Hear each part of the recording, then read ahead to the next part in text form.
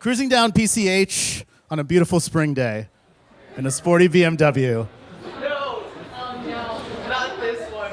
Next to me at the wheel is a brilliant young attorney with great hair and impeccable style.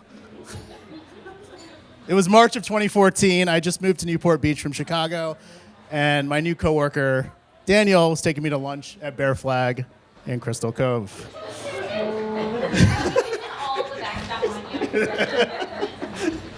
Where, over amazing fish tacos, I discovered the smartest, kindest, and most genuine person I'd ever met. On the way back to the office, I knew I'd made a friend for life. Daniel's not only an amazing friend, but a unicorn. He's one of the only people I know who's gone from being a brilliant attorney to an even more brilliant business leader and strategist, wise beyond his years. His thoughtful advice and counsel has helped me more times than I can count. And speaking of advice, I really only gave Daniel one piece of advice, and that is to marry a woman who is funnier, smarter, and better looking than him. That's worked out really well for me. And so here we are. I first met Cathy when I was visiting Daniel in New York around 6 years ago. Within 20 minutes, we were finishing each other's sentences. By the end of the night, we were laughing so hard our cheeks hurt. Which cheek?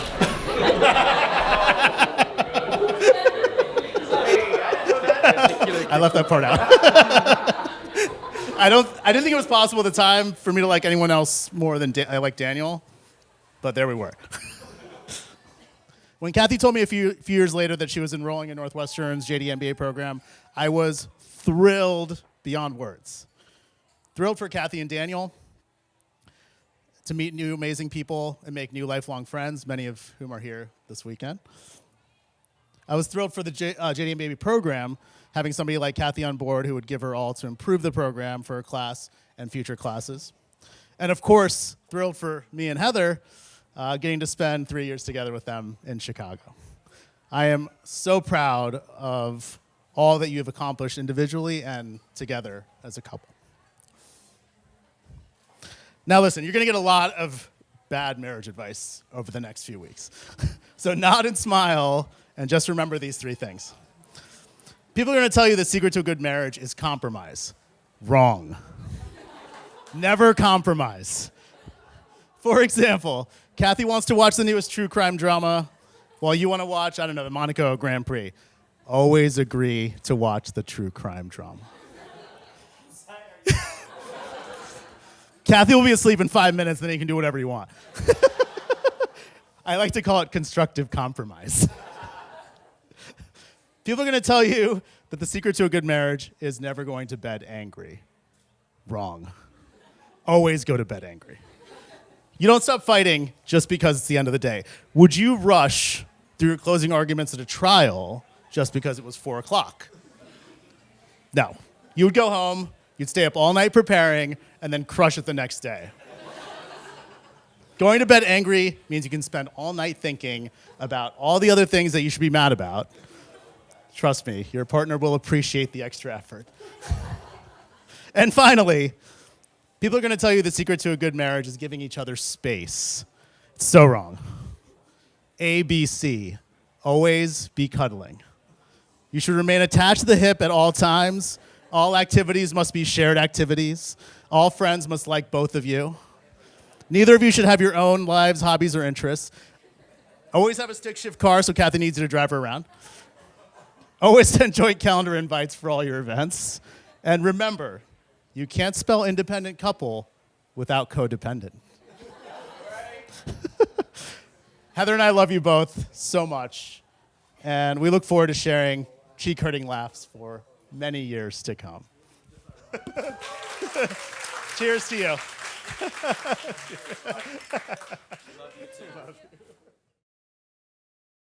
My first memory of Cathy is from before we started at Northwestern.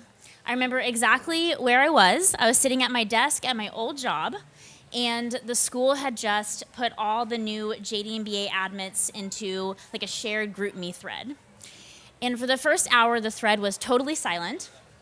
And then Cathy, whose profile picture I'm pretty sure was her like laughing effortlessly in a field of giant sunflowers, messaged everyone asking when everyone was getting to Chicago, inviting everyone over to Daniel and her place, and letting everyone know that we were going to be very good friends. No choice. Was a suggestion. Subtle suggestion.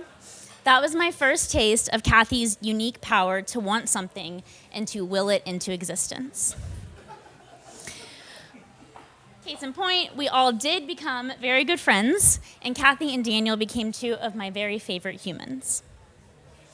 Cathy, I'm so glad we discovered that we had matching tattoos 4 years ago. And that, along with the subsequent discovery that we are both hopelessly neurotic, pretty much sealed the friendship. You are the best person in the world not to study with. You tried so hard to study. Never worked, not once. You are also, quite simply, the most determined and capable person that I know. There is nothing you can't make happen if you decide it should happen, and you do it all with an incredible grace and style, which is frankly really annoying because the rest of us are just stumbling around like trying to find our keys. In fact, Tuba, where's Tuba?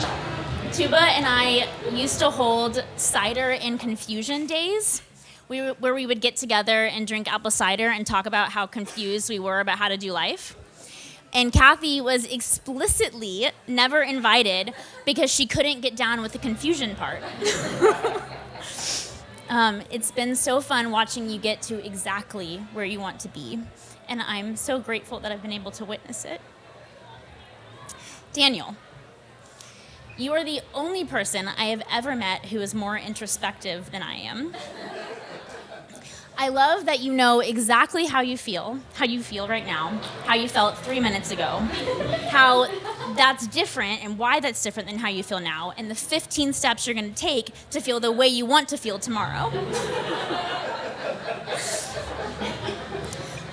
You are also the only person who will watch anime with Thomas,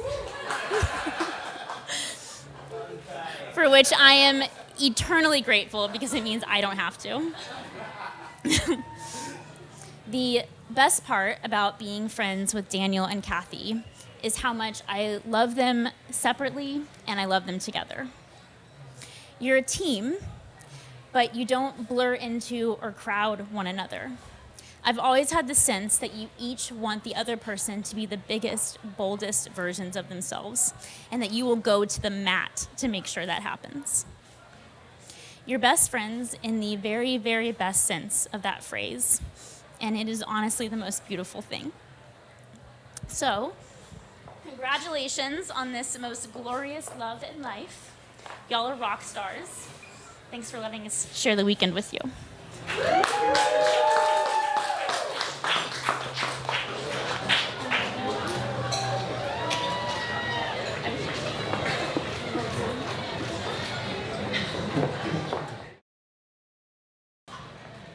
I feel like every time I'm introduced as DG, I need to be like a DJ or like a rapper or like something really cool, but I'm none of those things. So I've known Daniel and Cathy for quite a long time. I was just telling Daniel it's our decade birthday of friendship today, or not today, but this year. So I wanna go back to a moment in California. So I'm going to take you back with me to around 11 p.m., maybe midnight. It's early 2015. Okay, Daniel and I are maybe the last two in the office at this time. And as some of you overachievers know who work really, really late, one of the coolest perks about working really, really late is you get to know people really well. And you probably also know that the later it gets, the weirder things get, right? So that's what happened to me and Daniel in this very instance. So we decided to take a quiz. And now the astute among you might remember that this was peak BuzzFeed, what ancient architecture is your personality time. Daniel's probably like a Roman pillar. But this wasn't one of those quizzes, right? This was the New York Times 36 questions that lead to love. Yeah, it's weird. Now I'm looking at all your faces. You're all thinking WTF. I thought WTF. Daniel thought WTF. We were all thinking WTF. And I'm not going to go into the details of that quiz, right? But, you know, we had to spend 4 minutes looking into each other's eyes. It was kind of wild. I don't really know if it worked, to be honest, but I'm up here, so that maybe says something. But what none of you would be surprised to know is coming out of that, right? I was just so astounded at how, you know, vulnerable and introspective Daniel was, and continues to be, right? Everyone here who knows him knows exactly who he is and his willingness to just get really deep with himself and alongside you if you wanted it, right? And that is truly remarkable. It's suggested that love comes from vulnerability, right? Vulnerability breeds closeness, it breeds love. So when Daniel met Cathy and they started dating, there was no question what was gonna happen. It was obvious to everyone who was paying attention. And all of us did pay attention, right? We did, from California to New York to Evanston, back to New York. You know, we followed your journey through and through. And we were so happy to see it. So while it took me a New York Times quiz to get Daniel's love, Cathy didn't need that, right? And so while you surpassed that pretty freaking quickly, I am so happy about it. So cheers to Daniel and Cathy. Cheers to the journey. We're all so happy to continue it with you guys. Thank you. I heard that. I will do it all in Spanish. Bueno, buenas noches. No, I'm joking. Hola, buenas noches. Muchas gracias. No, just kidding. I'm Isabella, or Isa, as some of you know me. And although I'm here as a bridesmaid, I'm really lucky to consider myself a friend to both Cathy and Daniel. I actually met Daniel first. We were lucky to be assigned a seat next to each other on a 10-hour flight to Athens during our pre-MBA trip. And a key tenet of this trip is that you're not supposed to share anything about yourself for the first half of it.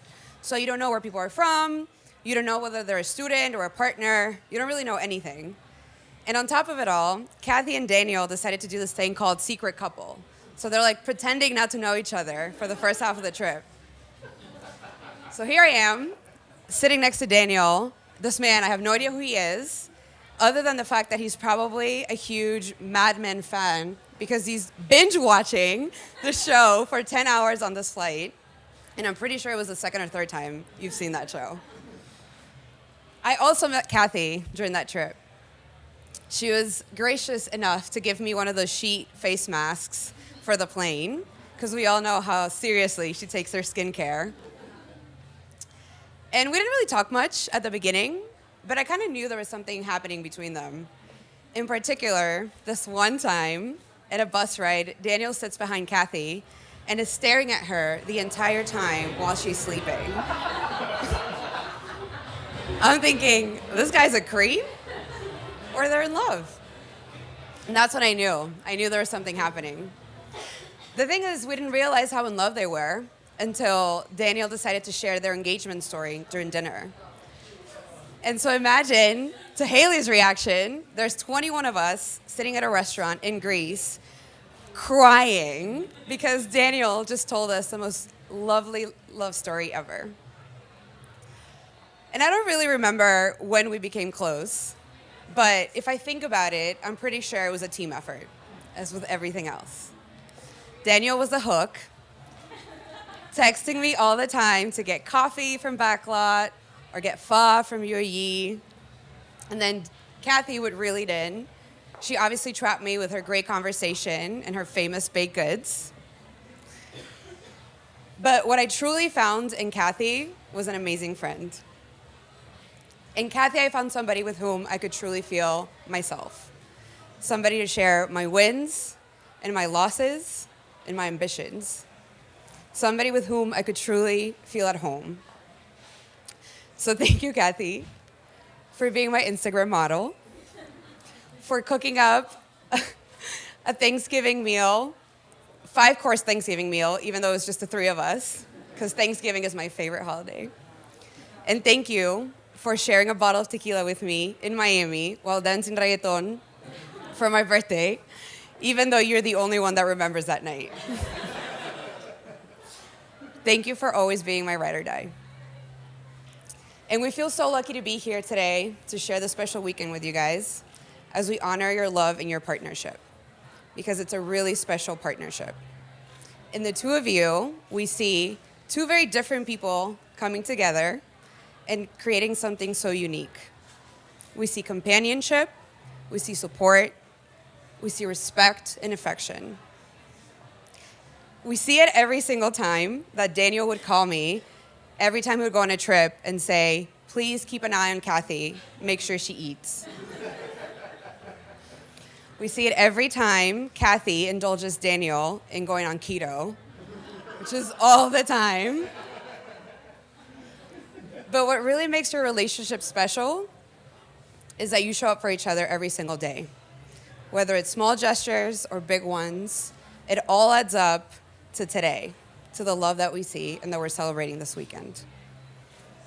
There's a lot I could say, but we would be here all night. So please join me, raise a glass to Cathy and Daniel.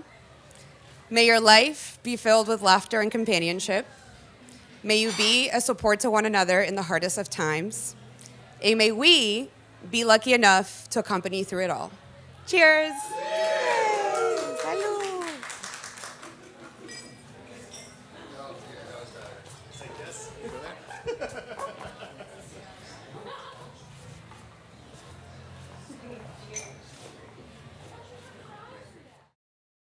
I've been practicing for 2 months. Are you ready? We're not going to do this. Okay. Okay. Well, first of all, thank you so much, everyone, for sharing this weekend with us. We love you all so much, if it isn't apparent. You're our closest friends and our family, and we could not imagine celebrating our wedding without you and each and every one of you.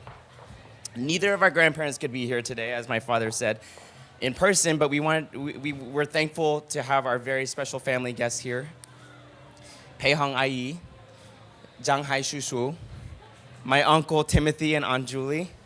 Thank you for extending your support, for treating and tolerating us as your own. And we are just overjoyed to celebrate with all of you together as we join our families today. So cheers to you all. We hope you have a wonderful night. I'm gonna see the boys at the pool and the jacuzzi later. The ladies are gonna go to bed early and hydrate. We love you all. Thank you for being here this weekend.